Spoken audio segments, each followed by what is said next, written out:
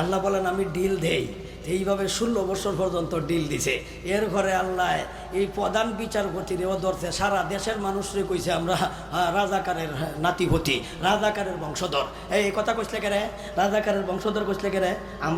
আমরা কি রাজাকারের বংশধর? এই কথা হে টকসুদ দিয়ে ওই কয় রাজাকারের বংশধরের লাগে আইতাম পারি না, এরার লাগে আইতাম পারছি না। রাজাকারের বংশধর কারে কইসলে? আল্লাহ কোনো অপমান করছিলে দে, এই কারণে তরে তো যা করছিলে দুনিয়া তা তো আমি দেখানি লাগবো এরারে। সুতরাং আল্লাহ তার কেতা বাদিস তু সকলে আরামে বিছনার থাকি আল্লাহ তারে বঞ্চিত করিয়া আল্লাহ কলা ফাতাত ঘুম পাড়াইছে। কোন ফারদা? কলা ভাতাত, খালি কলা ভাতাত ঘুমাই ওই শেষ নাই, এর একটা নাই। কয়টা নাই? এটা কইতাম ভারতাছি না মাইকো, কোনটা নাই বুঝছি বাটা? এইটা নাই, একটা নাই। একটা কুজা ভর একটা নিচে গাল্লায়, আর একটা রাখা দিছে। এটা রাখলো কেন? দুইটা নিল না, নিচে তেল দুইটা নিত গা, একটা রাখলো আর একটা নিল কেন? এই একটাতে গেছে এটা কুজা হইতাছে না, ডাক্তারের জোড়া লাগাইতো কুজা হইতাছে না, নিচে গা কাউয়া করলে শিয়ালে।